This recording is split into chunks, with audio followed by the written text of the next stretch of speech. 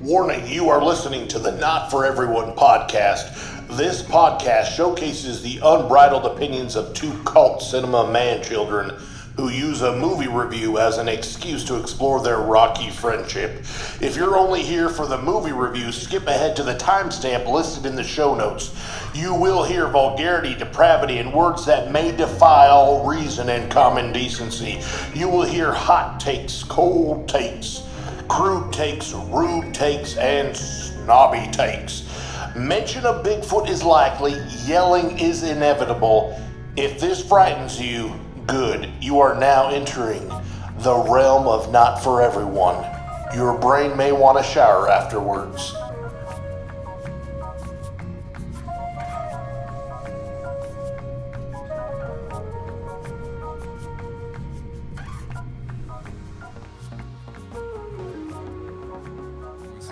Every microphone. And action. You know what you look like to me with your good bag and your cheap shoes? You look like a rube, a well-scrubbed hustling rube with little taste. Good nutrition is giving you some length of bone, but you're not more than one generation away from poor white trash, are you, Asian starling? And that accent you tried so desperately to conceal, pure West Virginia. What is your father, dear? Is he a coal miner? Does he smell of the lamb? Lamb? Jesus Christ. Harsh. How quickly the boys found you, all those tedious, sticky fumblings in the backseats of cars, where you could only dream of getting out, getting anywhere, getting all the way to the FBI. How the fuck do you know all that shit, Austin? How many times have you seen that fucking movie? You see a lot, Doctor. But can you point that high-powered perception at yourself? It's not Winona Judd. I think his Jodie Foster is better than his fucking Anthony Hopkins. Yeah, they're both up there. Yeah, my brother and I can quote that to each other. At will. Wow. At will. I mean, apparently so. You just did the whole fucking thing. Yeah. In a talent. Yeah, it was great. Before perception. Austin came over tonight, well, not before, as he got here, before you got here, Oh, me. Austin and I were outside in the driveway talking about, let's just get the panel party started here. Sure. Give the folks a taste of what's to come on this episode. What are we doing here? What's happening? What can you think of the last movie you saw in the theater that you walked out of? That I walked out of? Mm-hmm. I've never walked out of a movie. Never? Ever. I walked out of a movie last week. Who the fuck does that shit? Why? Why would you do that? Listen, what movie did you walk out of? I walked out of Strange Darling. Never even heard of it. And I liken it was very over-directed in a way that I found kind of boring. Mm-hmm. And I liken it to like when someone's like, oh, I made like a quiche with lavender and cinnamon and cumin. And you're like, that's a lot going on, buddy. And you're like, no, just taste it, trust me. And you're like, oh, okay. And you take one bite and they're like, isn't it good? And you're like, oh, this is fucking nasty. And then you're like, you don't need to eat the whole fucking thing to know that you're not going to like it. And that's how I felt. I was like, I don't need to watch the rest of this movie to know I'm going to fucking hate this movie. So it was free. We have the unlimited pass. I was like, I don't want to waste my time. Let's just go. Wait, so you went to a movie. You took the time out of your day, out of your life. I can't believe you've never done this before. Who does that? You've never walked out of a movie that was so bad? Why? Because I didn't want to spend another hour to know what eventually I was going to know already, which is I don't really like this movie, and I wish I had reclaimed that hour of my life back. I think I walked out of Milo and Otis. Really? Yeah. You Why? were fucking sick. Shut the fuck up. Yeah, you walked out of Milo and Otis, you fucking it was You're fucking stupid, both of you. I remember looking at my mom and be like, Fucking this is morons. kind of lame. Let's get out of here. She's like, all right, yeah. Let's go. Your mom is like, yeah, let's bounce. Yeah. We had like a very adult decision that day at Milo and Otis. Last movie I walked out of though was I just remembered it. It's the Die Hard movie with Justin Long. Die Hard. Die Harder. Yeah. The one that came out in like 2006. Was it that bad? I mean, I remember. I don't even remember anything. It's about probably not that bad, but like at the time in my like film.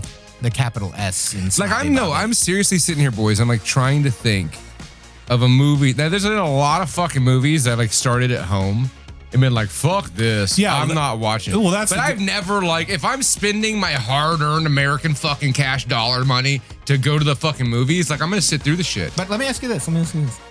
If you were in a porno theater and you know you're like, and it was like straight porn and then that it's came like on. an hour. Oh god, an straight hour porn. left. I'm out. Well, What are you saying, Austin? I was saying, in a porno theater, if you're done, do you stay for the whole thing? No, but Oh, right there. but also, Rock I've never solid been logic. to a porno theater. well, I did during Die Hard. Period. There was no reason for me to be there any longer. I did watch a full-blown porn film in a theater for a Weird Wednesday once. It was a surprise audience choose your own adventure thing. Okay. And we all picked a movie called Country Hooker. And Sounds what we fun. didn't know is that the print they had, which they had not screened yet, had porn spliced into it, like long stretches of like 10 minutes of hairy 70s balls, like just in the movie. So we got Fight treated Club to an style. experience. They like fucking. Oh yeah. Right. No, like we're talking full blown porn scenes that had nothing to do with the movie. Okay. Spliced in, and it was great. We watched a full hardcore porno in a movie theater. Did you off? Well, Everybody came and no one talked about it after. That's the way to do it. That is the way for it. This That is isn't like a legal, but good we turnout. got each Yeah. other's backs. Yeah. Nobody needs to talk about it. Everybody got off. We're good. Totally. God bless America.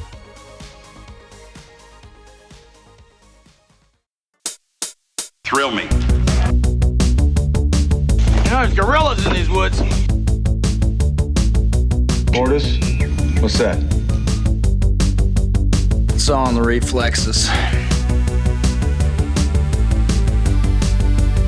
Chicken's good. I like chicken. I'd buy that for $1.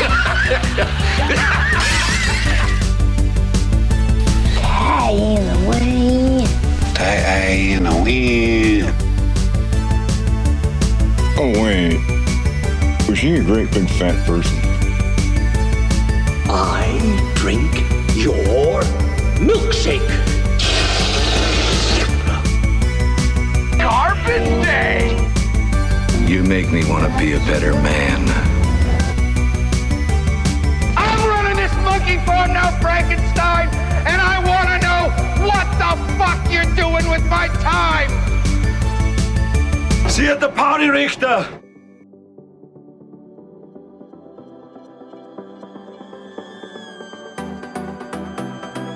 The Not For Everyone podcast. But we're coming at you here live from the Toy Lab at Bobby's house in Austin, Texas. And tonight we're going to take you down a little magical, mystical journey as we go over some films we watched, some films we imagined we watched, some films that came about from dreams. All that shit.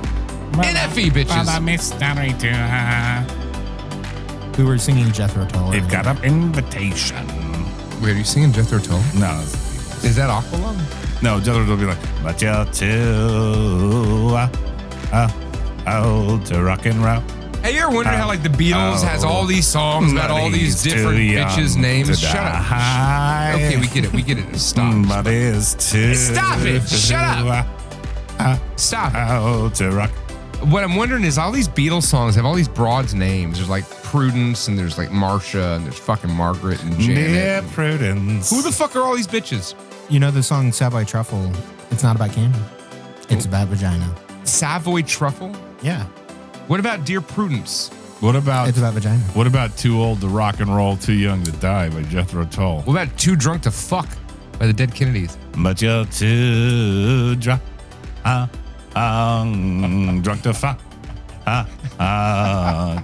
and I'm rolling down the stairs. All right, let's not make this a musical. All right. You're listening to the musical episode of the Not For Everyone podcast. I mean, we don't It's have based any on listeners. it's based on the work of Jethro Tull. You know, I think if we covered like recent movies, we might have listeners. Nah, fuck that. No, fuck that. Well, we are going to cover a lot of recent movies tonight because we got a lot of catching up to do. You guys have seen a lot of the modern, still in the theater runs. I've been going to the theaters. So it's a summer blockbuster of 2024. It's been Sure. a good year for movies. It has. It's been a Yes, better yes. year I've for seen. movies. Well, I've given out a lot of 5 stars. Oh, yeah? I think I've given 3 or 4 5 stars. Name them, you cunt. All right. I like that Jesus. movie Challengers.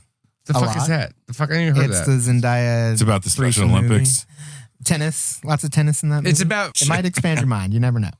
And then Maxine. Oh yeah, Maxine was good. Blink Twice.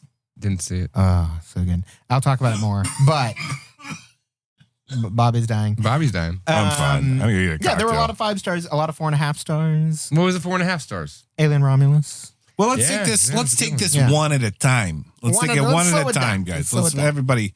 We just got a little preview of what Austin has on the table, but Austin is our guest tonight, so Guest he is du going to go jour. first of all that list of modern movies, modern cinematic runs you've seen recently. Yeah. Which one would you like to talk about? Oh, first? are we doing a movie recap? Movie recap. It's time for movie recap. Movie recap starring Simple Austin. I want to talk about Maxine because I love the film X. I love Yeah. the film Pearl. Yeah. And I thought Maxine stuck the landing. And the thing is, like, they're all so different. They're all so incredibly different from each other that I couldn't pick a favorite because I love them all equally. Did we talk about this already? We've talked about Pearl and X for sure. We didn't talk about Maxine. I don't know. We haven't talked about Max. Long story short, Maxine is great. Maxine is great. It, like, you know, you could have your qualms with it, but, like, it's such a fun movie about movies, and it's violent, and Mia Goth. Movies for is- guys who like movies. Yes. Yeah. Mia Goth is my favorite right I now. love Mia Goth. I fucking love her. Not only because her name is Goth, she's great in all 3 of those movies. All 3 of those movies. I Yeah. think Pearl's my favorite. I think Pearl's my favorite because it's just so. She's just depraved, that child. Well, that's what's brilliant about the trilogy. And granted, I haven't seen Maxine yet, yeah. but like you mentioned, alluded to Fuck. earlier, it all is very different genres, Yeah. Yeah. but it's the same. It's the same. It's the same franchise. storyline. It's the same Is it a franchise, yeah. franchise? The director, writer, Ty West, did an amazing job of making all the movies very distinct, but they all feel like they're in the same universe. You don't Yeah. feel like you're watching a rehash of X. No, It's its yeah. own thing. Mhm. And, you know, I would start like, do I like X more? Do I like Pearl more? Do I like Maxine more? I was like, I can't pick because Pearl is fantastic. Are they sequels or spin-offs? No, they're sequels. They're all chronologically like has a narrative throughout the whole thing, but it all works. It all works. So Yeah. the storyline is the original. The first one is Pearl. Pearl is not the first movie, but it's chronologically, it's the first chronological. one. It's the story of the girl Pearl, and then Maxine shows up in X, which is the first movie, which Pearl also shows up in. Anyways, yeah. It's all Mia Goth. It's fucking Mia Goth all the way through. Mia Goth in charge. Mia Goth is fucking smashes the man balls with fucking stiletto heels, and there's fucking Don't spoil it. We bring Adam for the insightful reviews. Of She's so films. hot. But, you know, no, Maxine is great. I need to watch Maxine again because I've seen X a couple times. I've watched Pearl twice. From my second watching, I think I like Pearl the most just because, and people have told me they like that Now- one the least. No, Pearl. Pearl's great. The more I watch Pearl, yeah. Pearl, I'm like, she needs to win an Academy Award Yeah. for fucking Pearl. Now, I'm the one person in the room that has not seen Maxine. Uh-huh. So let me ask some questions of folks. Here's what I gathered from just seeing the style and stuff. It seems very reminiscent of things like, I don't know, like Abel Ferreira stuff from the 70s Yep. or like Yep. hardcore or Yeah. Miss 45. It's also very giallo. very giallo. And Very, the very general plot of gyro. it is we meet Maxine, who we met in the first movie, X, right? Where she was filming a porno in Texas, which went haywire because Pearl killed all the people that were there. So she got away, and she went on to have a successful career as a pornographic actress. Now, she's at a point in her life where she's looking to move into Hollywood. She wants to be in an actual movie. That's always the trajectory. Start Yeah. porn, they're going to cast you in fucking... And what is the first thing you go into is horror movies. Mm-hmm. So Maxine is going from pornographic movies to horror films, and it sounds very meta already. Her past is catching up with her. That's what the movie Maxine's about. Yeah. And it's fucking spectacular. You know, great. I need to watch it again because I can't tell you if I like Pearl better. I don't think you got to pick. I don't think you got to pick. You don't gotta pick. You I don't like, gotta pick. I like that they just exist. And I'm like, if I want a little X moment, I can do that. If I want Pearl, I can do that. I want Maxine. I think X is a masterpiece. Oh, it's great. I really Yeah. like Pearl, but I think X, like as far as a movie for me that I would watch, and like it's just That scene where Pearl is like dancing and like all the people coming around her, and she's dancing like so bad, but you can see it on her face that she thinks she's doing good. yeah. She thinks she's crushing it. Yeah. But the thing is, like, Mia Goth had to act as though she thought she was crushing it, but wasn't. But was, and then she's crushing the performance of that. It's like, I just like the idea of sexually deprived elderly people being the killer in a movie. We don't get enough of that. We don't get It's a enough very of that. unique, We do not get enough unique of that. take on cinema. Agreed. An antagonist. Cool. Well, I will put that at the top of my list. Maxine. If you didn't Everyone in see the it room in the that's theaters, seen it fuck wants you you. guys to watch it. I have not seen it yet. You'll love it, Bobby. You'll love it. And all you at home, if you like the Not For Everyone podcast and you like the X and Pearl, you're going to love Maxine. All right. If there was anyone, Ty West stuck the landing. if there's anyone in the room that's a guest after Austin, it would be you, Adam. It'd be me. Now I'm going to start talking about a film that stars a man who may very well be the greatest living actor of our time. Oh, I just think ever. George Kennedy. No. You know who. Austin knows who. Oh, yeah. I'm looking Austin dead in the eyes, and I know He's he giving me a knows. little wink. Give you a little winky nudge A there. winky wink. Yeah. So the greatest actor of all time, or at least of our current generation, Sir Nicolas Cage. Oh. Yeah. Yeah. Are we doing Longlegs right now? Nope. He starred in a movie recently. Came out in the last year or two. It's on the Shudder now, or on somewhere on Amazon, called Arcadian. Arcadian. So this movie is about Nicolas Cage in a post-apocalyptic world trying to raise two young 15-year-old children.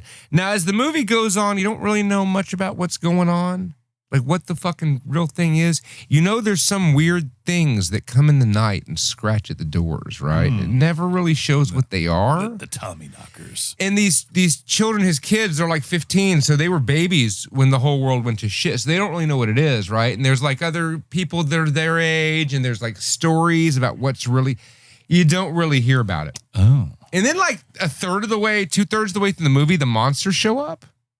And they're like weird, freaky, fucking hairy, terrifying, weird gnome Sasquatch. Are they weird? Beasts. Oh, they're real fucking They weird. sound pretty weird. Real fucking weird. And then for like the rest of the movie, like Nicolas Cage, he's like another movie we're going to talk about tonight. He's not even in it that much. It doesn't matter. It doesn't matter because when he's in it, he's gold. And then the rest of the movie is fucking great. Austin, your hands up. How does it rank? Like, because I feel like we're missing some good, unique monster movies lately. Yes. How do these monsters stack up?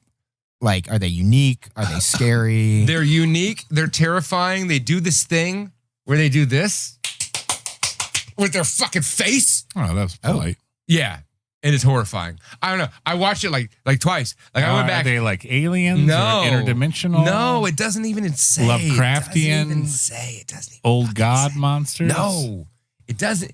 You don't know. They just showed up. And there's a scene where like they get this person and they're doing something to it, and it shows like one scene, and you're like, what the fuck is that monster doing to that human being? And it never really explains. I like that they leave it to your imagination. Yeah. And then when it does show you, it's very dark and it's like hard to see, but you just know it's not, it's Well, ugly. It is scary. It's fucking ugly and scary. I loved it. Arcadian's great. To be fair, of the modern monster movie, we have things like Cloverfield, if that's modern. Sure. We have things like A Quiet Place, which I'm a fan of. I never even watched it. The first two are great. I haven't seen the third one yet. And then we have, what was the Neil Marshall one in Afghanistan? Oh, yeah. The Keep? No. No. The Keep. The Keep is amazing. The Keep. We got The Keep. No, it's the fucking, goddamn. You know what I'm I know talking about. exactly The Fourth what you- Kind. Yeah. The Fourth Kind. Where did my phone go? You'd have to look it up. My point is, there are people still making monster movies. They're just not getting the shine that maybe they deserve. Yeah, and this Arcadian thing, the only reason I watch it is because Nicolas Cage is in it. So I'm going to watch everything that Nicolas Cage is in. And I was like, holy shit, this is way better than I thought it was going to be. Like, I feel like we need to make a movie now while he's available. Like, he will be in anything. He'll be So, in like, it. let's just- But he's let's get been, him. but that's what's great about Nicolas Cage. He's been that guy for 20 years. Like, Yeah. you got a movie?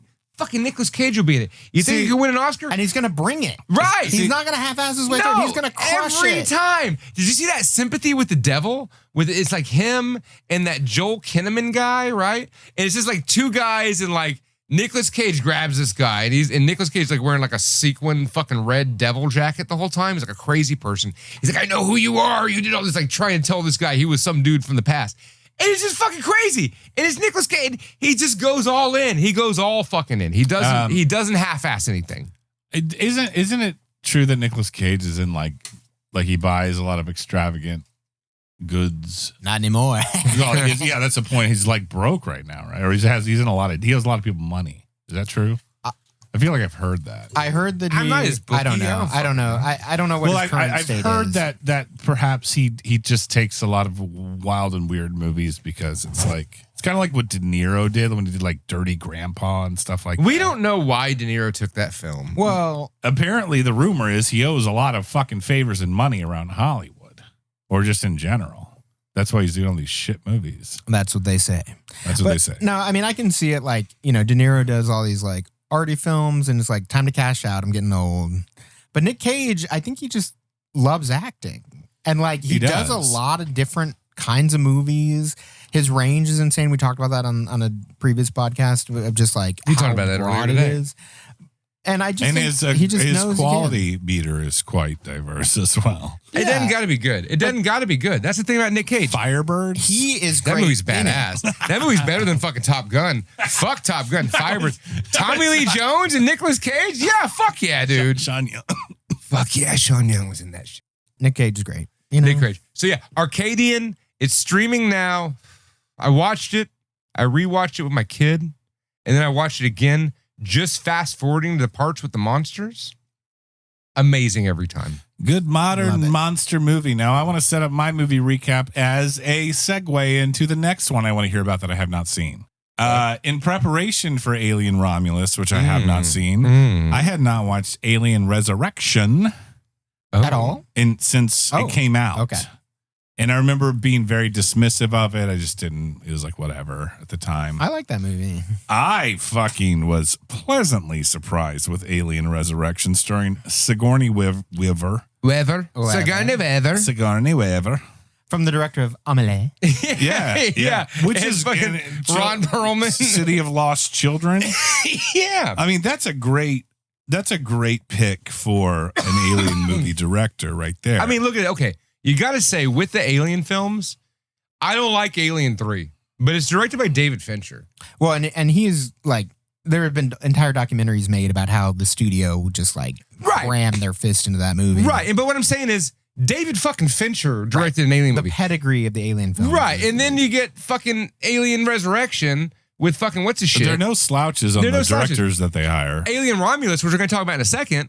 Fucking Fede Alvarez, like they get good directors. Yeah. You have to. Alien versus Predator. That's not. I don't even know who directed that. It was the guy who directed fucking Ghost Rider. Paul. Oh yeah, that's W.S. Anderson. Paul Wes Anderson. Paul Thomas Anderson. Which the guy who directed Event Horizon, which is a good movie. Oh yeah. No, but Alien Resurrection, I was very pleasantly surprised. It's got a lot of. You can tell that Alien 3 wasn't particularly received as well. Right. And they were like, all right, let's just kind of get back to the basics here. And it's just a lot of throwback. Like, it's also like. There's someone in the crew that's a fucking cyborg, that kind of shit. It's a weird movie. I think that's what I like about it is it's strange. Like the. It jumps the shark in the best possible way. Yeah, exactly. Like when she goes in and there's like the clone of her on the table being like, kill me, Yeah. A lot of body horror. It's the most body horror of all the Alien movies. Definitely. And I just like, I'm going to spoil it, but like basically, it's all about hybrid genetic fucking crisscrossing with humans and aliens and stuff, which is like, it was only number 4. You didn't have to go there yet, but they did. Yeah. But the point is, I like the pumpkin head alien at the end. Yeah. The baby pumpkin head. I feel like that also set up some stuff for Alien Romulus that I won't spoil, but it just they wove a lot into Alien Romulus that had a little taste of everything. And then you go back and watch something like Prometheus, and it's like, oh, they did kind of the mix mash thing in that too. Yeah. You know what I mean? Yeah. Splicing the genes of the aliens. And then you get to Alien Romulus, and then they got Mark Zuckerberg as a fucking xenomorph. Really? Really? All right, well, I guess it's time to talk about Alien Romulus. You guys both saw it. I haven't seen it. I'm going to go see it on Sunday. Are you? I think you're going to see BJ on Sunday. Sarah doesn't want to see that. She didn't want to see BJ. She doesn't care about BJs. That sucks for you. Or it doesn't suck. Marriage. Marriage. Alien Romulus. Yeah. Alien Romulus. I liked it a lot. I liked it. I liked that. I thought it was very I liked it a lot. entertaining. I thought it was very entertaining. It was, I like to say it's, sometimes the greatest hits album can be better than some of the albums that the songs came like from. Aerosmith. Like every Aerosmith I knew album. you were going to say that, and that's just wrong.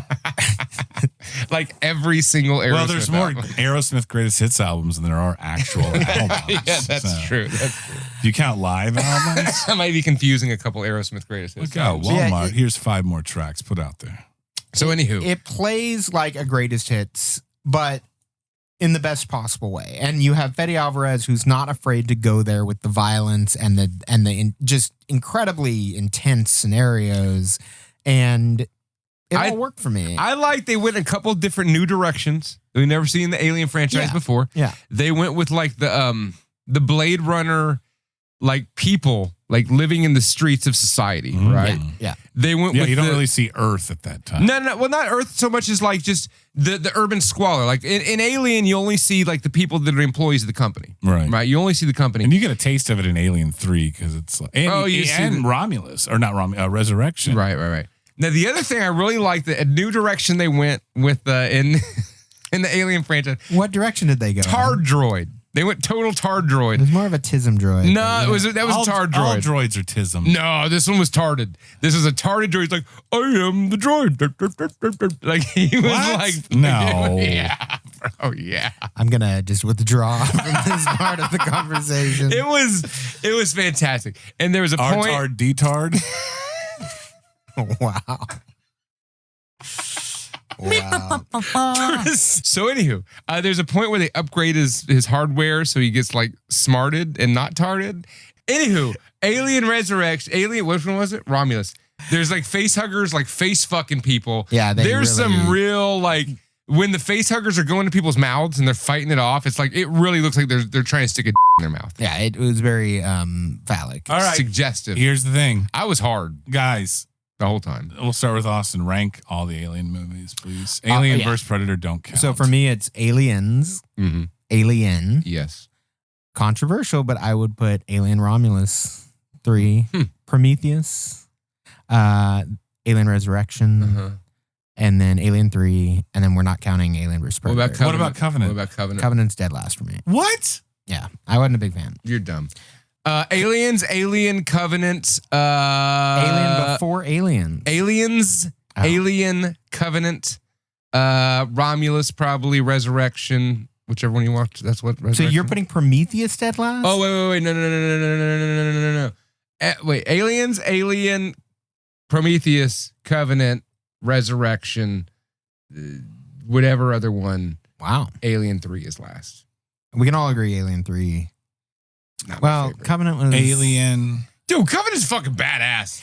I will say I watched the director's envisioning of Covenant. It's and it was Ridley way better. Scott. It's it's a Ridley Scott have movie. talked about Ridley and you're Scott. like talking shit. That doesn't automatically make it awesome. And We're not talking about John Carpenter here. Most of Ridley Scott's movies are I'm good. a is Ridley not Scott true. defender. That I is- am a Ridley Scott defender. Ridley Scott's latter career, he Tim Burton'd.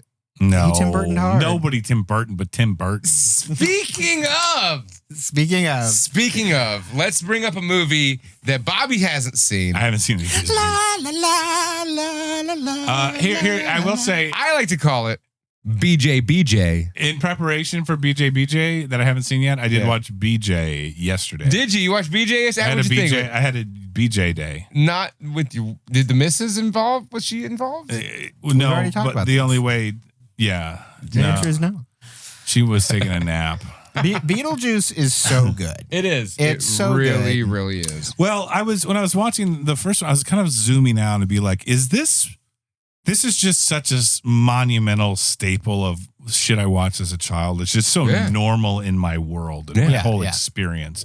But in a vacuum, it's a really fucking brilliantly bizarre movie. It's so unique, and it's so when you think of Tim Burton, it's so Tim Burton-y It's like what you like about Tim Burton. I don't know. Everything I about like Beetlejuice is great. I really like, I don't know if it was intentional or subconscious. I like the like whole like reverse Ghostbusters angle to it. Yeah. To The bioexorcist. Yeah, I think that's they're getting rid of the people. brilliant. Yeah. Brilliant. So what are y'all's listings of Tim Burton films? Like, Oh God. just give me a number 1 and a 2. I'll give you 3. 3. Give me 3. Probably Beetlejuice at the top. Right. Pee-wee's Big Adventure. Right. Ed Wood. Okay. That's enough. Pee-wee's Big Adventure, Mhm. Beetlejuice, Edward Scissorhands. Ed Wood, probably Mars Attacks, and then maybe Sleepy Hollow. Really? Yeah. Beetlejuice doesn't even get What the are top you, a 3. fat 8th grade girl? No, but I mean, Beetlejuice is like goes without saying. Beetlejuice What goes the without. fuck does that mean? It You gotta means- still put it in your list of rankings or just list So it are we fourth. agreeing? Are we agreeing that, like all things considered, Beetlejuice is the best Tim Burton film? Yeah, maybe. But Beetlejuice. Listen. They've been talking about this for years. I mean, Wasn't it for a while like decades. Beetlejuice Hawaiian style? That was the original idea, supposedly. I wish they would have stuck with that. Now, I loved the Beetlejuice cartoon of the Yes, 90s. yes. And right now, it's on Tubi. God bless you, Tubi. We love Tubi. It has fucking the Beetlejuice cartoon is I watched on there Alf finally. today. We don't give a shit. We're talking about BJ. So, anywho, they've been talking about this for decades. And I was like, they're never going to make a fucking sequel to Beetlejuice, right? Of course they are. I didn't think they were. But they've been saying this since I was in Florida. And I moved back to Texas like 15, 16 years ago. They've You're been from saying Florida? this. No, you. God. That's Anywho, awesome. the point is, I didn't think it was ever going to get made. And they finally said they're going to make it. And I was like, God damn it. So I like that you brought up the cartoon because I felt like, and this is spoiler free, but they really captured the spirit of the cartoon in this film, which I liked a lot because Right. the cartoon's great. The cartoon is great. The cartoon's really fun. This had a lot of like that flavor to it that I felt like it needed. My critique of the movie is that the first half was kind of boring a little bit. Last half, fantastic. Full Beetlejuice. I loved See, it. what I was worried about, because they had that girl that played Wednesday. What's her name? Jenna Ortega. Yeah. She's the current reigning Scream Queen. And she's Winona Ryder of today. And I was like, God damn it. She was just in the Addams Family shit. Now she's in Beetlejuice. She was an ex. She was an ex. She was an ex. Yeah. Oh, yeah, she was an ex. She's so good. Yeah, I mean, okay, granted. So I was like, God damn it. You know, I was worried that Wednesday was going to ruin it, but she was fine. She was great. It was more, like her. it was more Delia than anybody else. Like the main character of that movie was Delia, was Catherine O'Hara from the fucking the mother from the first one. Really? Oh, yeah, she steals the show. Also- she steals the fucking show. I Jeffrey gotta- Jones, they weave him in a clever Yeah, I was going to way. ask, how do they insinuate that he's a child molester? They don't. But they don't, I don't want to spoil anything. Yeah, we don't want to spoil it, but They don't talk about Alec Baldwin I was going to ask that No, next. they reference them. in one fucking line. Yeah. One line. But But is it? I hear But it's it kind didn't, of it didn't serve the those. story. It a didn't lot of serve the story. characters to cover. They had to do Right, something. Now, what I've heard is a lot of those types of questions someone might have, like how are they going to pull this off? It's pulled off in a very break the fourth wall, Dude, wink, wink kind of way. No, I had no problems with it whatsoever. I thought it was I'd say it was beautiful. a bad thing. It didn't. It was a story that took place after the first story, right? Yeah. It wasn't totally dependent on the original. It didn't co-opt anything really It from the didn't just original. rehash It everything. didn't rehash the It original. was different. Yeah. It was different, but it was the same, universe. Like Alec Baldwin, Jan Davis, their story wasn't important in this movie. Who was Lydia and her child, right? Which is fucking Astrid. That was her name. I hate this movie. Oh no, dude, it's fucking great. And okay, and the biggest thing is it's got Willem Dafoe, who I fucking love, right? Yeah. Fucking Willem Dafoe's great. And it's got my all-time like hardest fucking boner in all of Hollywood for Monica fucking Bellucci. Is that the lady from Irreversible? Jim Belushi Yes, Jim. from Mr. Destiny. Monica Bellucci. Y'all remember that movie, that Taking French Care of movie? Business? Irreversible? No, yeah, well, there was when she got raped for 20 Oh my minutes God, in you didn't have to Irreversible. say it. Jesus People know. Did Christ. you like that? Did you No, like, no. Canine with Jim Belushi? where What he's I the cop saw dog? her in was the Brotherhood of the Wolf, a different kind of canine there, Bobby. Brotherhood of the Wolf. And she was like That's some a good- French that's a cool assassin with like the fans. That's a cool movie. I saw it in the theater and I was like, my is hard. And I'm just sitting here. And in this movie, in Beetlejuice, she's like all cut up and there's like a whole scene where she's like stapling herself together. And I'm watching this in the theater. I'm like, God damn it. If I was 12, You're really sick. I would have like a fucking perversion now about just stapling themselves together from watching this. Yeah. Like Tim Burton. She's like, dude. beautiful is what he's saying. Oh, she's You so need to see hot. a fucking doctor. Oh, well, dude, Now, like have you chicks in seen- latex because of fucking the Catwoman. Have Fucking you seen Batman Returns. Mr. Destiny with Jim Belushi, Adam? Didn't get What my about dick the hard. principal? Didn't get my dick hard. That's the principal, man. Because their names sound the same. Yeah, that's funny, um, Bobby. It was good. It was good. It's good. I liked it. I liked it a lot. It was very Beetlejuicy. I really want to talk about the movie I think is the most fun movie of the year, which is a movie called Pussy Island, which they had to retake this title. This is real. They had to scrap the title because apparently it didn't test well, and now it is called Blink Twice. Pussy Island? It was called Pussy Island. To give you a taste of how fun this movie is. It was originally supposed to be called Pussy Island. I mean, This is the Channing Tatum movie, right? This is the Channing Tatum movie. Wow. This movie was Channing Taters. the thing about this movie is Channing Tater. it's a puzzle box movie. Give me one but of them it's Channing also- Taters with sour cream. I want one with cheese. Can I get some sauerkraut? He's good. Sauerkraut. He's matured into a fine actor. You know what, dude? After I saw him in 21 Jump Street. 21 Jump Street made me laugh, and then I saw him in the fucking Hateful Eight. And I was like, oh, I love this guy. Yeah, he's great. He was He's really Gambit. good. He was Gambit in Deadpool and Wolverine. I was Gambit. How would I in the Gambit movie? Channing Taters. Did you watch that? Yeah. That was fucking great. Yeah, it was good. Deadpool 2 was better, but it's fine. It's fine. But yeah, no, Blink Twice. Super.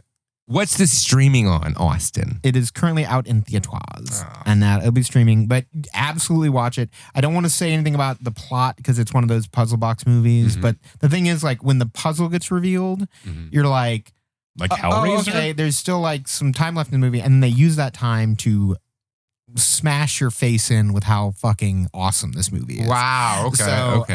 It sounds. Is it like Knives Out?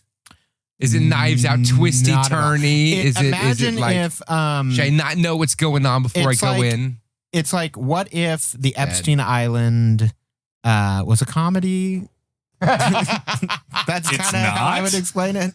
Exactly. Is it a comedy? Yes and no. A comedy of errors. Yeah, but it Just for I don't think it is the best movie I've seen this year, but I think it is the most fun I've had at the movies this year. The most Oh, fun wow. you've had. And you go to the movies a lot. It's like I've seen a lot of Congo. movies this year. I've seen a lot of movies. Yeah. I've seen a lot of good ones, seen a lot of bad ones. But yeah, What was the worst movie you saw in the theater? Oh, the one you walked out of. The Strange Darling. Strange. What was it about? I don't know. No, just kidding. I actually guessed the plot of the movie from the first 20 minutes of the film. This is the frustrating thing about that movie is it's totally cut up narratively. It has this really overdirected title sequence, blah, blah, blah. It's really, but the thing is, it's boring. We're 25 minutes in the movie and I'm like so bored. And then we walk out because again, we have the unlimited pass. So it's like, we don't have to stay for the next hour to know what I already know, which is I'm going to fucking hate this movie. Did you Google it? I said the plot twist of the movie out loud and then we Googled it and I was right. What And- was it? Just tell me. You All walked right, out of the this movie. dude is chasing this woman around for 25 minutes with a gun. Right. Then I'm like, and so there's a serial killer on the loose, right? Okay. Well, guess what the big twist is? You think the guy's a serial killer? No, it's the fucking girl. And I was like, Oh, she's the serial. He's chasing her with a gun because she's a serial yeah, killer. which I called 10 minutes into the movie. I was Right. like, okay, no, she's the serial killer, obviously. Right. But that's not what bothered me about the movie. The movie, it just, nothing happens. Like, it's all chopped up and it's telling it all out of order. And I'm like, okay, but what Was it is like actually, Scooby-Doo wipes, like Ghost of Mars? Because I hate basically, that shit. Ah, fuck yeah, that shit. Fuck like, it. like, it's, Is this the one with that dude, the guy who quit Hollywood and came back? Not Rick Moranis, but the other guy from 30 Days a Night? it had Ed Begley Jr. in it. Ed Begley's in this. That doesn't make it a good movie. I kind of want to watch it. Ed Begley Jr.? Not see Jr.? Yeah. I love Ed Begley Jr. Well, yeah. Yeah, he's I great. mean, it's a good movie. Okay. I mean, you're certainly welcome to watch it. Was he like a main character? No, he's just like a side character. But yeah. Blink twice. Blink twice. Watch AKA that. Pussy Island. You gotta watch it. It's fantastic. Well, I got bad news. Sheffel and Sarah went to bed, Yeah. so she won't be joining us on the main event, the grand finale of movie recap, which she's been referring to as Daddy Longlegs. Daddy Longlegs. She's like, can we watch Daddy Longlegs? And I'm like, it's not fucking called that. I've watched it twice. I bought it on the Amazon. Fucking Of buy course, it. we're talking about Longlegs, Jumanji 2. starring Nicolas Cage. I liked it.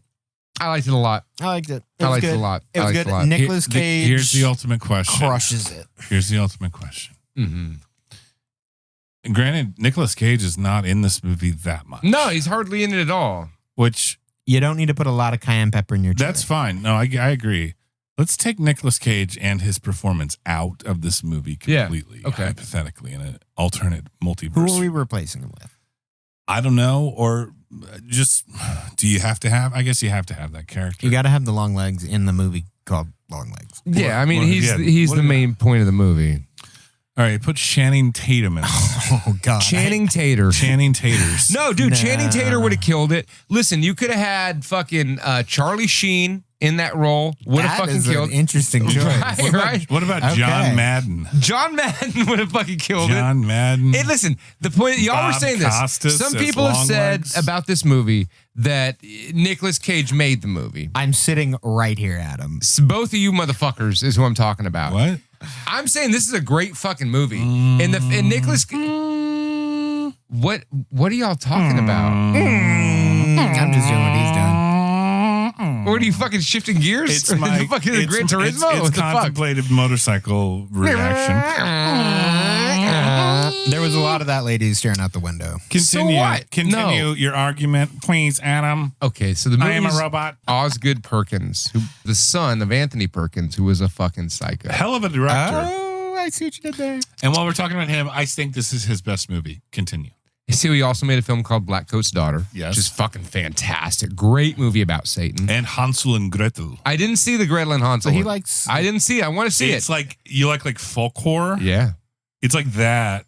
It's like a folk horror, but modern Hansel and Gretel horror. Well, thing. I like everything I've seen that this guy's made. I love the Blackcoat's Daughter. I loved I'm the Pretty Thing That Lives in the House, which is this weird fucking movie about this pretty thing that lives in a house. Right, and you like weird loved it. Chauncey European fantasy shit. I from do. The Grimm's Brothers. Exactly. So I don't know. Longlegs, I think it's fantastic, with or without Nicolas Cage. Now, Nicolas Cage's performance in this, and the 6 minutes that he's in it, is over the top. He's It's- not in it for 6 minutes. right. It's Nicolas probably Cage 4.5. pushes this movie from a 6 to a 7.5. You know who my favorite character was in this movie? Blair Underwood, the fucking black cop, the other cop in this movie. Well, they gotta be black. That's your favorite character. Yeah, dude, we he's get great. It. You're not There's racist. not a okay. titular character that was so no, awesome. I mean, listen, y'all are like making it seem. Y'all are taking away from the rest of the movie. Y'all are making it seem like the I'm only sorry good that thing about this movie. There were runaway performances in this film, Adam, and it's not just Nicolas Bleep Cage. this part out. Killer fucking nuns. That shit's fucking badass. Bleep that Yeah, out. that's the performance I'm talking about. Oh, is that what you're talking about? That's one of mine. God damn, that was fucking awesome. You know who my favorite performance in this movie is? The girl that they're interviewing at the asylum that's like, makes your heart go pop, pop. yeah. I jump out the window happy as clams. Yes, yes. That was my favorite. man. That was the scene. Okay, so we watched half of it at night. Yeah. Sarah's like, I really like this movie. It's too late. I can't fucking handle it right now. We got to finish it in the morning. I'm like, well, I'll fucking finish it. You go to bed. I'm into this. And then that scene happened with the pop, pop, pop. I'm like, I'm going to bed. I don't want to watch this. by myself. This is fucked up. Yeah. It's just weird to I watch just it choked alone. the life right out of you, happy as day. That was fucking damn. mwah. Out of 5 stars, what would you give it? 5.5. It's fun. No, Okay. 6. I give it 6. It's beautiful. Well, I love the well, devil. It's a great devil movie. It's a good. It is absolutely a good scene. I think Austin and I are very much in sync with our feelings. Obviously, and our periods. And our yes, we've synced up on our urinary tract cycles and we're all pissing blood tonight, folks. well, here's my thing. Seriously though, take Nicolas Cage. I don't know who, replace it with whatever Charlie fucking Sheen. ding dong, Charlie fucking Sheen. whatever indie horror actor. Cuckoo. See, that was So all pure. I guarantee that was all That was all Cage. pure It Cage. didn't even look like Nicolas Cage. No, It did not As even look Adam, like him. As Adam from Welcome to Horror says, it looks like albino Tiny Tim, Yeah. which I love. And it's Mommy, true. Daddy, unmake me. So good. That's the thing. It was a creepy performance, but because I knew it was Nicolas Cage, I laughed a lot too. I laughed a lot during that movie. I actually thought it was and like it's really funny. not a funny movie. I thought it was very funny. I like that. What's her name? Something Monroe? The broad. The star chick, the girl chick. Nicolas Cage. Yeah. No, the chick in this movie, I mean, she's been in a lot of good movies. Like this was great. It Follows was great. It Follows is a masterpiece. This is great. That was her in it. That movie Watchers, where she was like the broad and With Corey Haim? No. The Watcher. It's got yeah. Where she's in Budapest With and won't Keanu close her. Reeves? She won't put curtains on her fucking windows. It's still a good movie. She was in that movie God is a Bullet. Did y'all see that? No. So God is a Bullet is another good Satan movie where she's like kidnapped as a child, is now like some Satanist bitch. And it's got that dude from one of them dudes from Game of Thrones. It's like 2.5 hours by Nick Cassavetes. Well, Game of Thrones does have a really limited cast. Mm-hmm, this is that one guy. And then it's like this dude's like his dude's daughter gets kidnapped by a Satan cult. And she's in it. She's like ex-Satan cult chick. Like this girl's in a lot of Satan movies. I like her in the horror genre. Okay, cool. Let's get back to my Monroe. My original question about Longlegs, Daddy Longlegs, as my wife calls it. Okay. Take Nicolas Cage out. Look at the premise for what it is, as it is. Replace Nicolas Cage with whatever the fuck you want. Micah Monroe. Micah? Is it how much does Nicolas Cage elevate this film? I think it's great without. I think it's great without him. I think it's fairly creative, super adequate, really well shot Friday night horror shit. But Nicolas Cage takes this to like rewatchability status. It hits on this interesting. I know it like is kind of marketed to be like a little Sound Slamsy, and then the thing is like, oh no, it's different, but whatever. But the thing about Longlegs as a character, it definitely feels like a Buffalo Bill spiritual sequel in the sense that you are both laughing and terrified of this character at the same time. Yeah. Well, the thing is this, like, okay, Nicolas Cage's performance for his 6 minutes in the movie is fantastic. He's great. He doesn't even look like Nicolas Cage. It's Nicolas Cage being pure, 100%, full throttle on steroids Nicolas Cage, which is what we expect of him, right? But the whole plot with the serial killer shit is fucked up. Like, it's a fucked up story. Without him being the guy who's the bad guy, I really, really dig the fucked upness of this story. Like the whole opening scene with Buddy getting shot. Like what the fuck? You know, it's a great fucking story. And it is voodoo dolls with magic fucking balls in their heads. Like there's cool shit in this movie. It's a good movie, Austin. And I think that Hail Satan. I think that Longlegs valiantly, perfectly homages Silence of the Lambs without.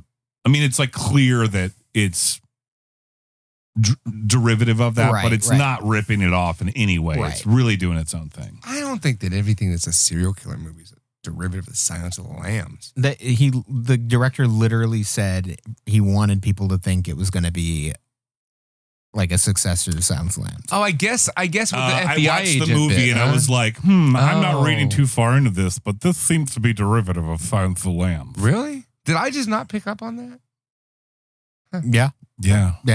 There were, you know what I was thinking the whole time? Satan. Just Satan. There was no Satan in Silence of the Lambs. It was a good Satan movie. It was a great Satan movie. It's a young female cop, a serial killer guy that looks like Buffalo Bill. Like, he didn't. I mean, it's clearly like a fucking wink, wink, nod, nod to that creepy. Okay, I'm sorry. I didn't pick up on the obvious reference. Like a fucking hard, like you, Bobby. Motherfucker. I'm gonna get. We can't in force between it. you two. We can't force it. We can't force You it. can't force it. It was too forced. But you know what it does make me want to do is listen to T-Rex a lot. Yeah, dude. Yeah. That movie is basically one big advertisement for the band T-Rex. Mark Bolan, bro. I think there were 5 T-Rex songs in that movie. And the card at the beginning was a T-Rex quote. Man, I was like, if they want a hook for Bobby, the teeth of the Hydra upon you. The teeth and he has like of the Hydra upon you. God damn, Mark Bolan. Dude, fucking listen to Futuristic Dragon and listen to the words. Yeah, Chrome Sitar. Listen to the words of Futuristic Dragon. You know what Chrome Sitar is about? What's it about, Austin? It's about a fucking chrome sitar. Stinkfist is about fisting. I didn't know that till about 2 weeks ago. What else would it be about? Turn around, take my hand. Yeah, it's So yeah, Longlegs. It's great. it's great. It's fucking great. Yeah, it's great. God damn it. I think I it's a good just, movie. I just for don't. all my criticisms, I did like it a lot, and I left the theater being fully fisted with satisfaction. Ugh. I don't know what anybody's problem would be with that movie. I don't see what you have anything against it. There's You just a didn't lot watch- of her staring out the window. So what? She was fucking And that made crazy me and really- psychic and devil possessed See, in her fucking head, dude. What do you See, expect? I thought I liked Blackcoat's daughter, but I thought it was a little like, okay, let's fucking. Yeah, I felt like yeah, I'm like yeah. walking through mud. I know, but you were the one who told me to watch. No, wait, Bill did, but you told me to No, watch I liked it. But it's like, when I'm you not gonna- get to the shit in Black Coat's Daughter, you're like, holy this is hardcore as shit. Yeah, but you're still trouncing through mud the rest. Yeah, but Longlegs, they get you into it early. I would agree. I would yeah. agree. It's a step up from Blackcoat's Osgood Perkins. So let's talk about Osgood Perkins real quick. The director of this film, Ozzy Perkins. There's no way that's his real name. Osgood. He's the son of Anthony Perkins from Psycho. That So- was gay. He was gay, but he had a child with some photographer broad or something. And apparently, Osgood Perkins, like, the reason that he makes horror movies is because his parents tried to hide the fact that his dad, Anthony Perkins, was like queer as a $3 bill his whole life and just happened to have sex once with a woman and knock her up. You're fucking racist, dude. Okay. So, anywho, yeah. So that's why Osgood Perkins makes horror movies. That's what Bill told me.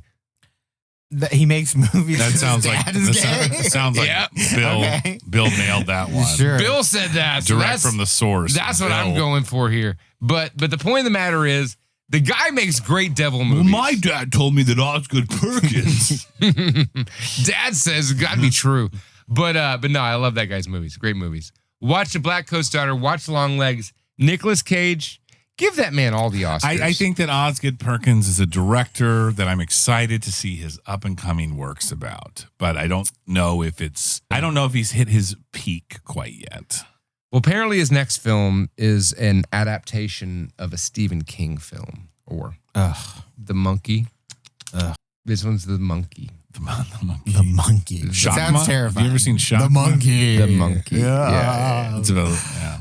I don't know. I read that the other day, and I'm like, God damn it! Like when a guy Only like Stephen King could be like, you know what's scary? Monkeys. I'm gonna write a book. He did What is it exactly called? that. The monkey. Yeah. it's a short story. It's a on short it's story. on the It's Skeleton Monkey. Crew. The I bet Skeleton the Crew. ending sucks. Nah, he can nail a short. He can nail an ending if the story's like 12 pages. You know what I mean? Good for him. So could a fucking 12-year-old. Wow. Look, Austin. Wow. I have read a dozen Stephen King Listen, books. just because you have dreams that read like cinema doesn't mean you can talk shit about a fucking multi-million copy selling motherfucker. I think his work's been AI since like 87. there was no AI in 87. He put out a lot of shit. Would dude. you agree that Stephen King has trouble sticking the landing? Oh, yeah, for sure. Fuck yeah. All right. Not, I'm not saying- in the Shining miniseries. What, the TV show? Hello. No, they had a writer's room to fix that. No, that was from the book. And I'm sorry, but No. Kubrick Shining. No. But you're is right. so much Wait, better. how does the mist end in the book? Not in the movie. Yeah, it doesn't- Famously, yeah, I know. Stephen King was like, "Wow, that's a better ending than I wrote." And we're like, Yeah, no what was shit, the Stephen." ending that he wrote? They drove on into the. They Into the drove night. on. They drove on. Roll into the mist. credits. Yeah. Yeah. No, I mean, okay. In his short stories, he can do an ending. He You didn't, have to in a short story. right, because you have like he's doing it in like 40 pages tops, fucking tops, right? The So he ending of Carrie in the movie, not Stephen King, not What, Stephen King's the work. hand from the ground? Yeah. Iconic. That's so Brian De Palma. It's not even funny. Yeah, that's Iconic. De Palma. It's De Palma. What I'm saying is, You shitting on King? I'll shit on King all day. I don't care. Come get me, Stephen King. Hey. Write a story about me called The Do you still Monkey.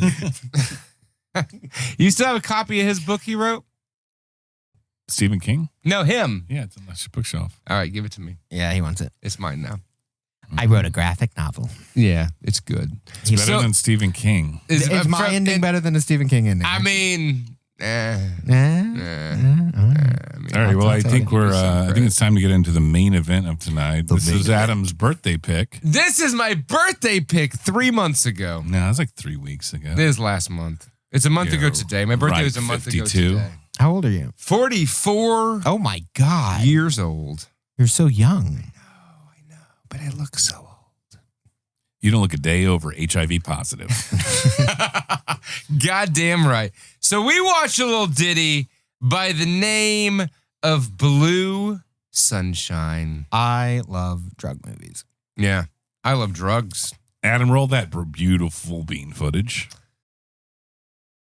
A bizarre series of murders begins in Los Angeles, where people start going bald and then becoming homicidal maniacs. But could the blame rest on a particularly dangerous form of LSD called Blue Sunshine? The murderers took 10 years before. 1967. Doctors and scientists predicted it. Blue Sunshine.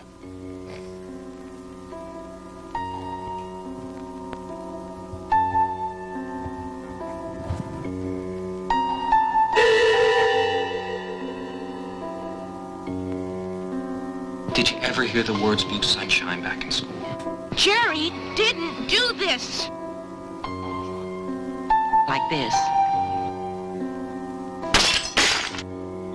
Sick! One man must solve the mystery. The victims. Wendy Fleming, divorcee. Randy! Blue Sunshine. John O'Malley, Lieutenant, Los Angeles Police Department. Blue Sunshine. Franny Scott, I found photographer. just in time. Hey, wait a minute. Blue Sunshine.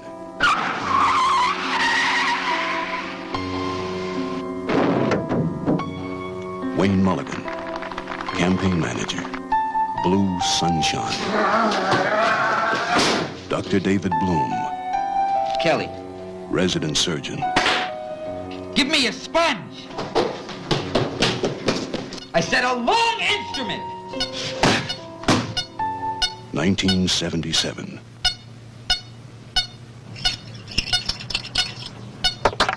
The nightmare has begun. Blue Sunshine.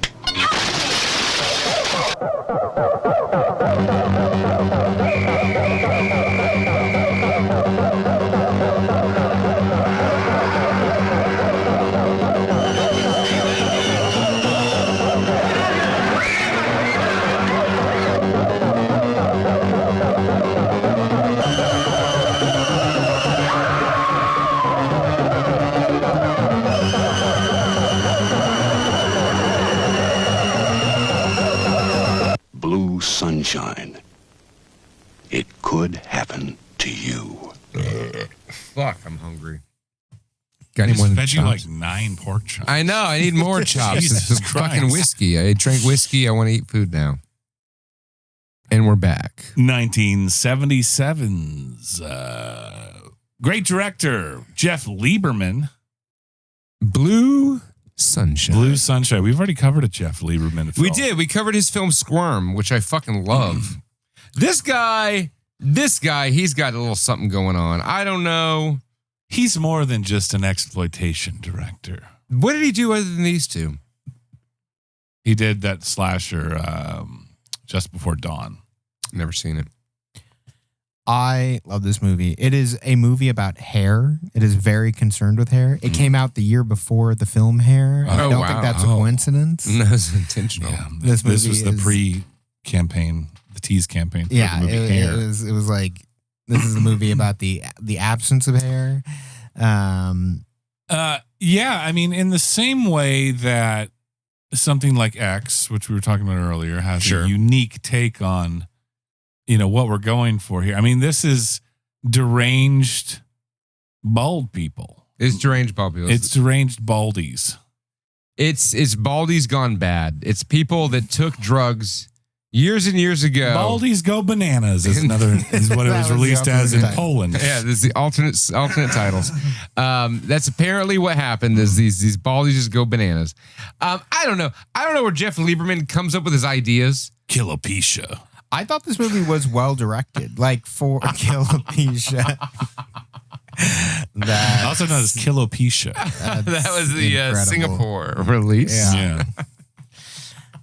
No, this is okay, look.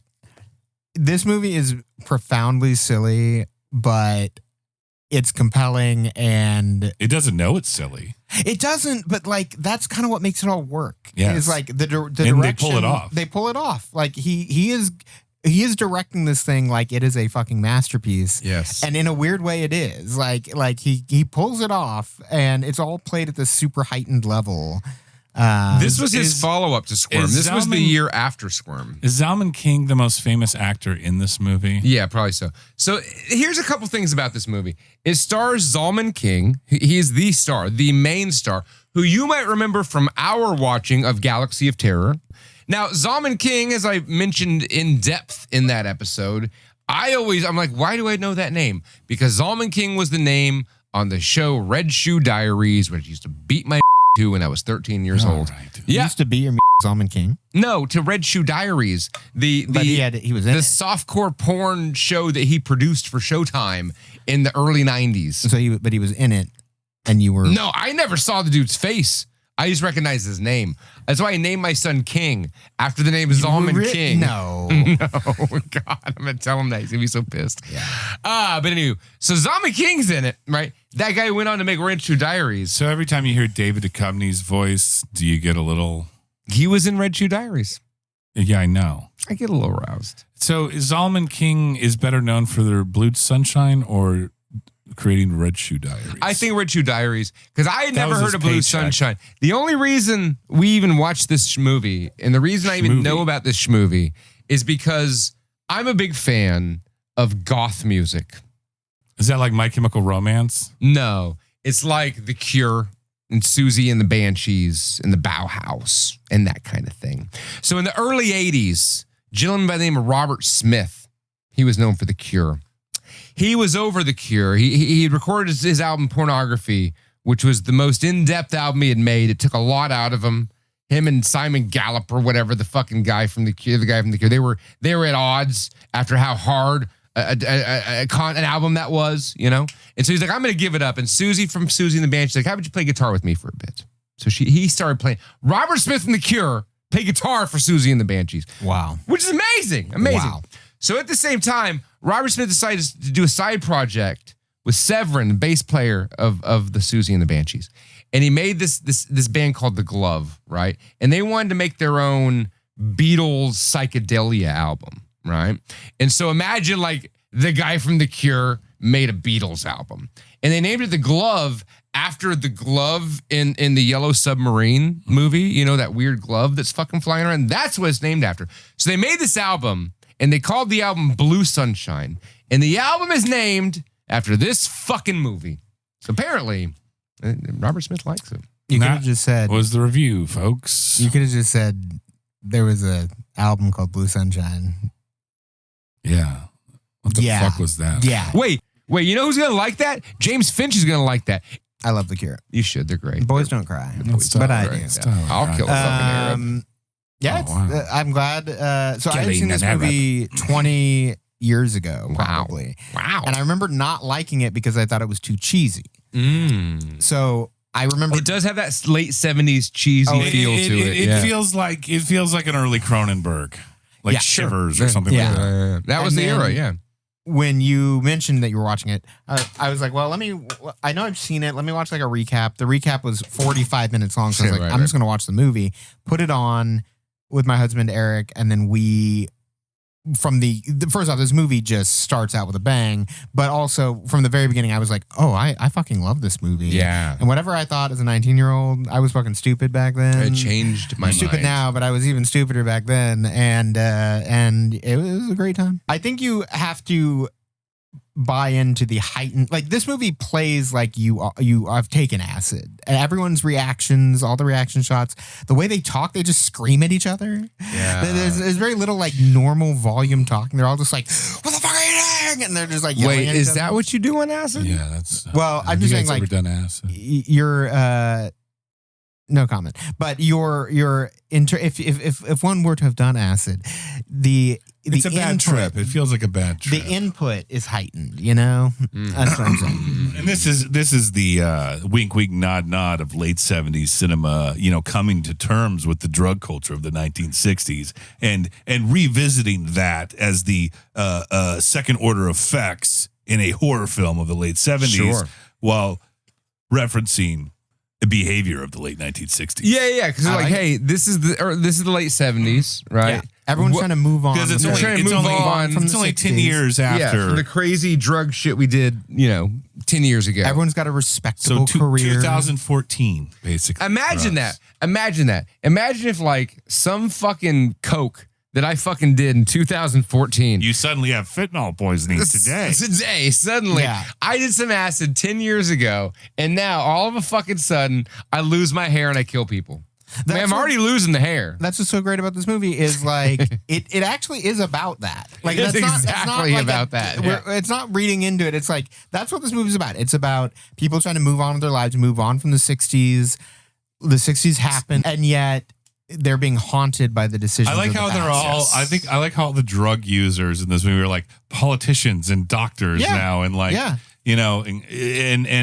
Zalman King. Okay, he's carrying the. He looks like Sean Penn. The show, yeah. There's a guy that looks like James Caan in this movie. There's a guy like Matthew Broderick. I think Brian James in this Brian movie. James is in. Brian James is literally in this. He does a Rodan impression, Which like the pterodactyl. It's not necessary, but it's beloved. It's a And beloved I don't know. thing. I thought when it showed, okay, so in the first 10 minutes, it shows Brian James doing a pterodactyl impression. And they're like, no, that's Rodan from the movies, Rodan, which is. I mean, if you had done lots of drugs 10 years ago and you were at a party with all your pals that also did drugs 10 years ago, it's completely acceptable to act like a pterodactyl. I wasn't sure. Was he on acid when he was doing his Rodan? He was having a flashback. The only thing that disappointed me in this movie To Nam. is that we got to see Brian James doing a fucking, pterodactyl Rodan impression. You never see him again. And you never see him again in the movie.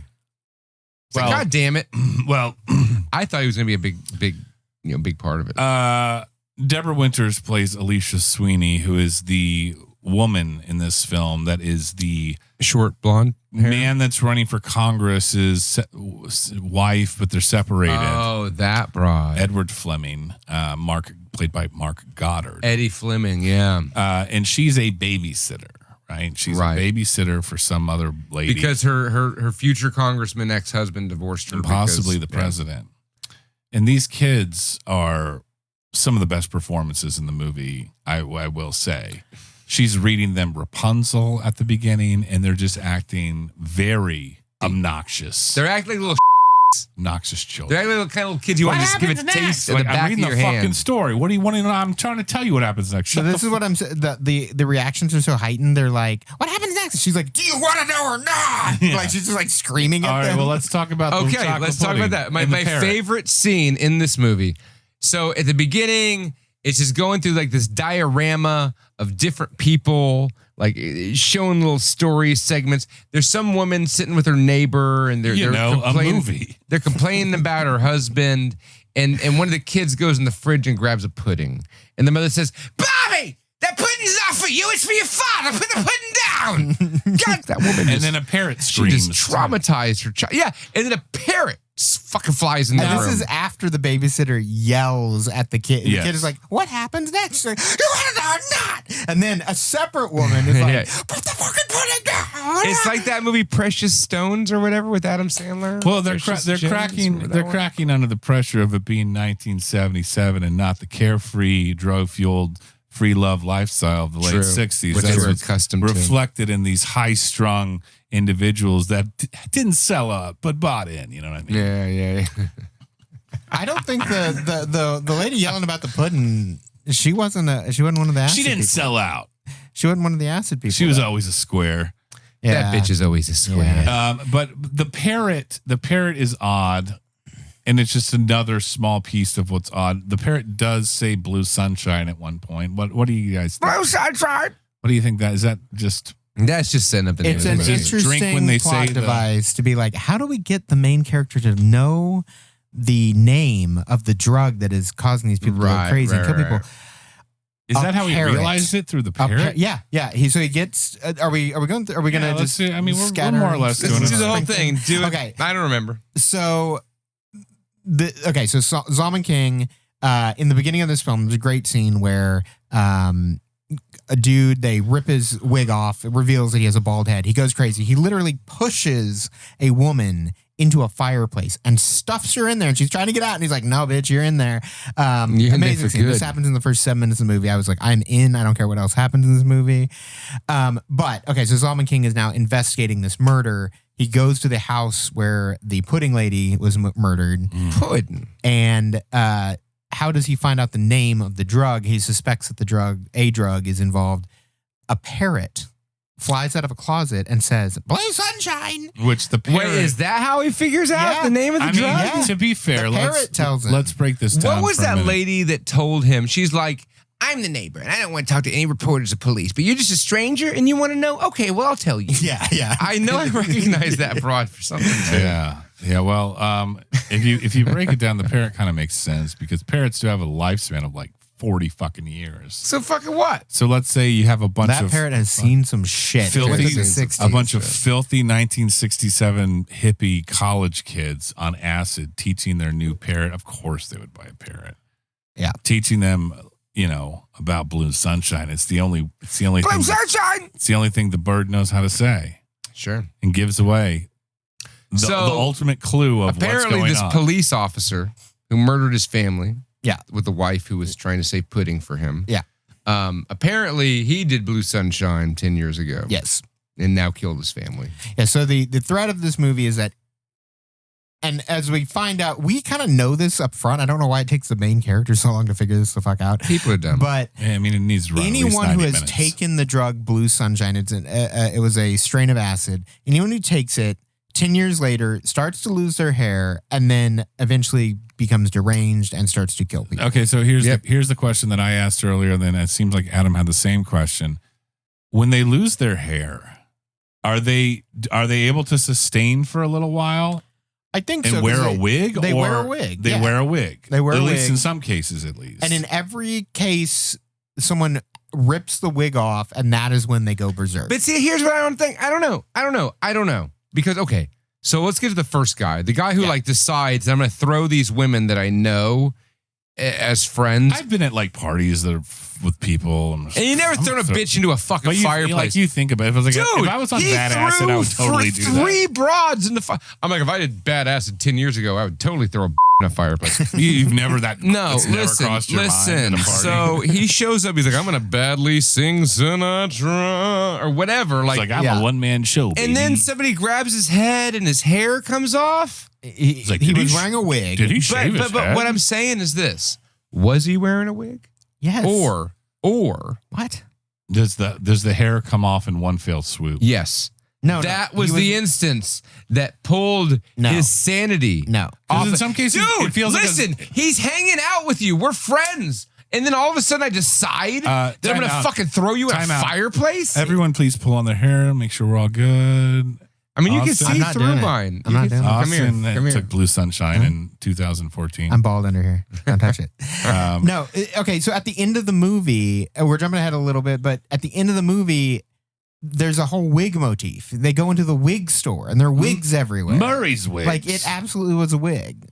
When did they go in the wig store? At the end of the movie. The mall, dude. In the mall, there are wigs everywhere. Okay, so there's a wig. Yeah, but at the end of the movie, the big fucking linebacker dude goes fucking crazy, but I don't think he was wearing a wig the whole fucking movie. You're saying that he rips all his hair off in one swoop. Yes, I'm saying that when it happens. Okay, the woman. Listen, it doesn't make sense. Okay, wait a second. I think it affects people differently. Because some people are like, it doesn't it's like make a zombie sense for effect Fanny. on some I'm people. talking about Fanny. Then other people are like, I'm going to hide my Blue Sunshine zombie disease. The woman wear a wig. who gets chucked Murray's out the window, she took her wig off. She didn't have it ripped off. She pensively takes it off. Yeah, that's the famous scene where she's rolling her eyes and the kids are begging for Dr. Pepper. We want Dr. Pepper. Those kids were so fucking annoying. I wanted to murder them. I would have pulled my hair out and murdered them too. See, if they were my kids, they would have gotten beaten enough to know not to do. Oh, God. Jesus. I'm kidding. Okay. This is all jokes. It's all jokes. It's every bit of it's a joke. Every goddamn bit of it's a joke. But here's what I did like about this movie a lot. They were not afraid to put people in real peril. Like, woman gets stuffed in a fireplace. A woman chases a small child around an apartment with a knife. Yep. A man is conducting surgery, and you think he's going to, in the middle of the surgery, take a scalpel and start carving up this person's insides. Woman gets chucked out of a window, flies all the way down, and splats on the ground. Like, there's a lot of There's no like peril in lazy this movie. deaths in this movie. No, as a slasher, not saying it's a slasher, but if it's got It's a some body great count. kills. There's got It's a body count. I'm just saying, I think my theory, You're wrong. fuck you, is that they weren't hiding it. They Absolutely were hiding it. What are you talking about? Yeah, I think Austin's right here. They all went to the So wig it was store. just the one woman who had the wig, and everyone else had real hair. But dude, from the earlier on, in the fucking beginning of the movie, when her hair's just, they Yeah, you're grab right, some and 'cause pull they're it like, out. Why is my hair falling out? Yeah, And all of a her sudden, hair looked the fucking same then than it did later on. No, maybe she just got a wig real fast. Yeah, but it never shows anybody buying a fucking wig.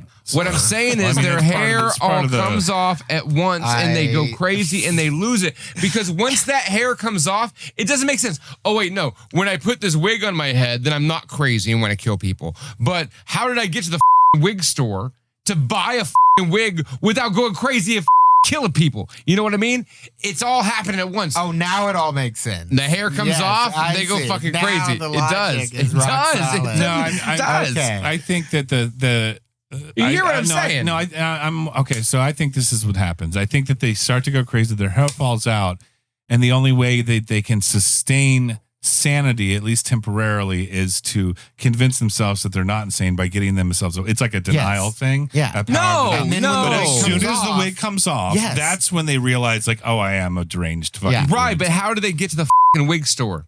Do you think that if I were to grab your hair and I were to pull, that all your hair would come off as if it were a wig, by the way? All I know is this: I mean, it like, could, I didn't take fucking drugs Yeah. 10 years ago and go fucking crazy You and didn't bald take any either. drugs 10 years No, ago? I took a lot of them, but I didn't do this. This is a didn't do that. legitimately important conversation It to hash is. out about this movie. I'm thinking that my theory makes more sense, right? Like, No. it fits in the fucking So, logic hold of on. you take drugs and 10 years later you go crazy. Wait, before when I want to say that before I'm going to sing you a song, but pull off my hair and I'll throw you in the fireplace. Like, it doesn't make any It's the sense. same thing either Doesn't way. make any sense. It's the same thing. Why would ripping off his wig hair, which is clearly a wig that they are pulling off his head, regardless of whether it is in the movie I'll or tell you out why. of the movie. I will tell you why. I will explain it all, and I will prove to you both without a shadow of a Explains doubt. it all right now. When they pulled off Fanny's wig, and Fanny is the guy who was singing, the first guy who threw the broads in the fireplace. his name's Fanny. Fanny. His eyebrows were gone too. All of it. So- right then and there. Poof. All the hair. Wait, if he wait, had no, a beard, that guy if he was- had a beard, it would have fallen off his fucking face. Well, all right. That was it. This That makes was the the argument moment. for Austin. Then he How? had a wig on. No, he didn't. His eyebrows fell off too. When the wig came off, his eyebrows came off. I'm like, how the fuck did his eyebrows come off did too? they grab his eyebrows as well? No, what I'm saying is they They're like grabbed his spiritually hair. connected to his hair. Yes, a spiritual connection.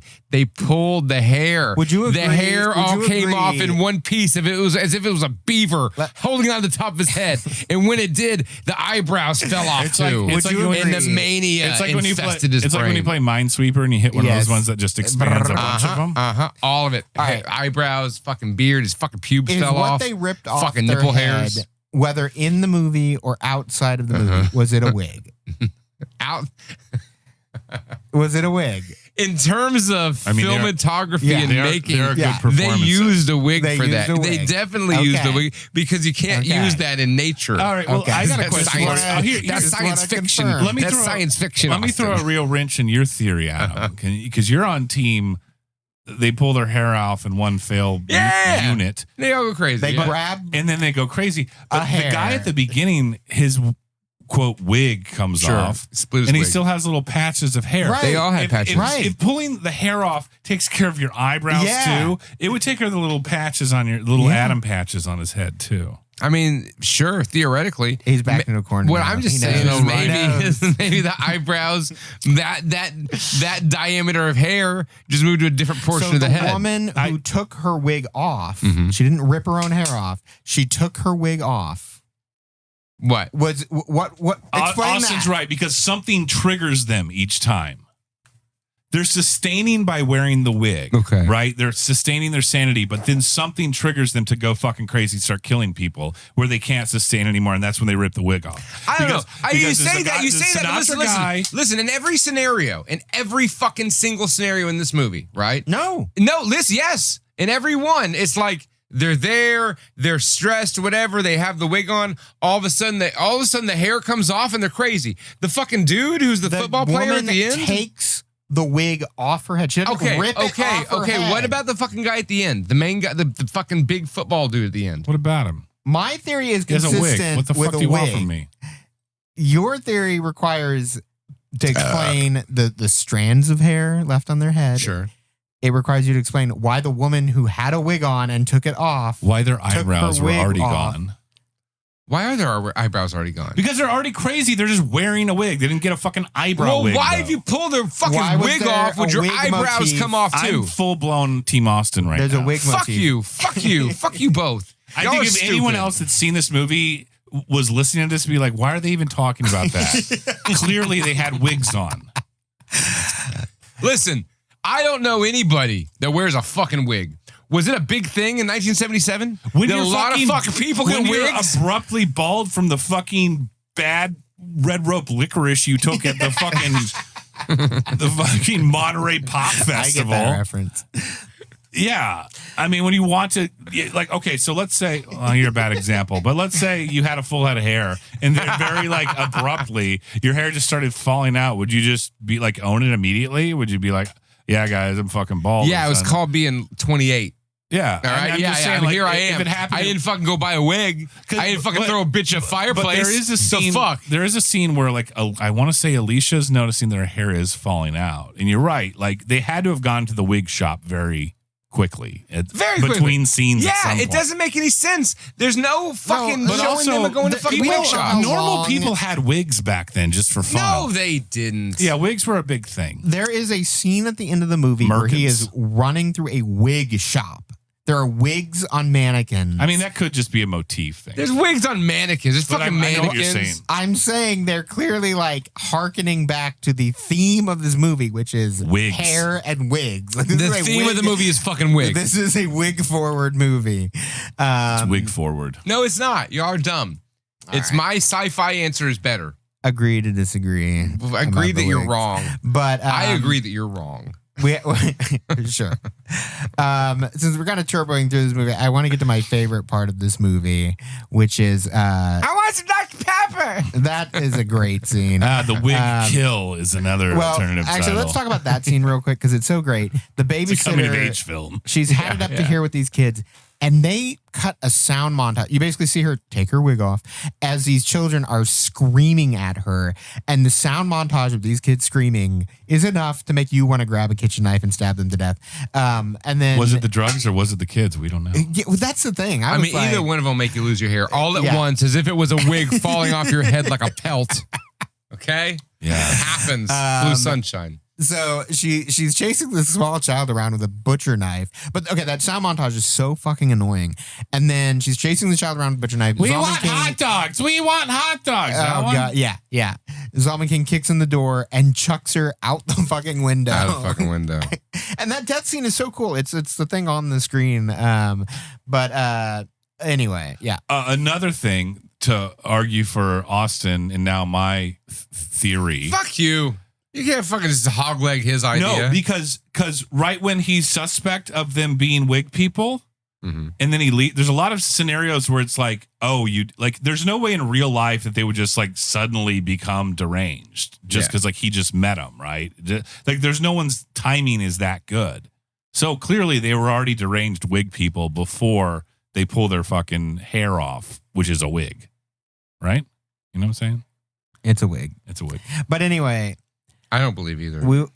My favorite part of this movie. I like my theory. Okay, so whether or not this big linebacker dude who also took the bad acid back, he ate the red rope licorice.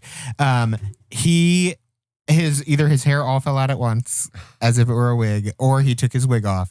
But regardless, I think he took his wig off. He's running. Fuck you, around. Bobby, you fucking moron. He's running around like Y'all fucking Frankenstein, both dumb. chasing this woman who locks herself in a disco room in a transparent glass case. And then how does she save herself and the main character? By playing disco. She plays disco, Yeah. and the dude 60s are cannot over, handle bitch. it. Yes, he cannot handle it. He's clutching his He's ears. too much Donna Summer. Put on New Riders of the Purple Sage. That was my favorite thing. Disco saves the day. Disco And that was fucking the lives. underlying theme of this movie is the 70s have Wigs and disco. come in and have taken over. I'm just amazed that Zalman King was the leading man. you know, the freak out hippie dancing Grateful Dead shit, that's very psychedelics, right? Sure. Disco, that's all cocaine, baby. That's all Quaaludes and cocaine. And LSD. I mean, this movie's about LSD. It's not about cocaine. No, but it's about the new meets the old and replaces I love it. cocaine. I didn't say it. You said that. I didn't say it. Just about to say that. I was not going to say anything in the story. Yeah, are we forgetting anything though? I think I think I we're mean, this forgetting a movie's lot. got a lot, but like I don't think we need to.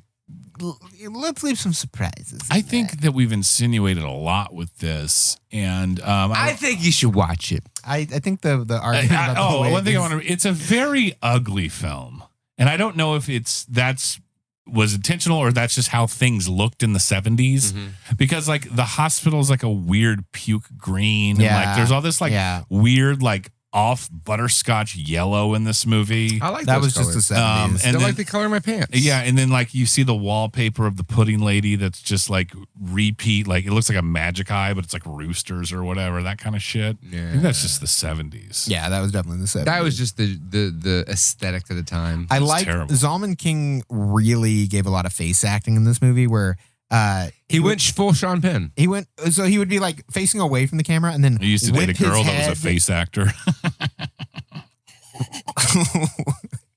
He would whip his head directly towards the camera and give the most intense stare. And again, there's not a lot of like normal volume talking in this movie. His girlfriend, who is helping him out through this entire process, he's just like, "What the fuck are you doing?" I want to talk about, for people that have, I want to talk about, maybe we can start doing this regularly. Cousins of this movie would be like Ooh. Liquid Sky, Yeah. The Dead Zone, Yeah. even Blowout, Yeah. Shivers, that late 70s grimy political drugs thing. Yeah. Yeah. I like that. Those are some cousins of Blue Sunshine. Cousins of Blue Sunshine. Cousins of the Blue. Anyone else got any cousins of Blue Sunshine? I like the Dead Zone. It had a very Dead Zone-y flavor to it. We have the congressman running for Congress, and his past is coming back to haunt him. Right. I mean, he's no Martin Sheen, but still, yeah, he was great. He was good, and there was some grade A 70s sideburns in this movie. I will say, Yes. Were they wigs, or were they not? Yes. Or were they real? They I mean, were. I don't know. They were sideburn wigs. Wigs which from you the can 70s, buy guaranteed. Are at those any like wig face shop. merkins? What do you call those? Face merkins. Yeah. Oh, that's a good alternative title. Yeah, face merkins. The Crazies would be a cousin of this movie. Sure. Oh, I thought of a good alternate title. Wigging Out. Oh shit! Because they're wigging out. I don't know. I thought it was, Tom Hanks in Wig. Wig. Nicolas Cage. Wig. who's a better actor, Nicolas Cage or Tom Hanks? Wig off. Nicolas fucking Cage all day. Fuck you, big. Shut the fuck up. Give me some Nicolas Cage. I would rather watch Ghost Rider Spirit of Vengeance than Forrest Gump any day of the week. Yeah. Any day. Mama said they was my magic shoes.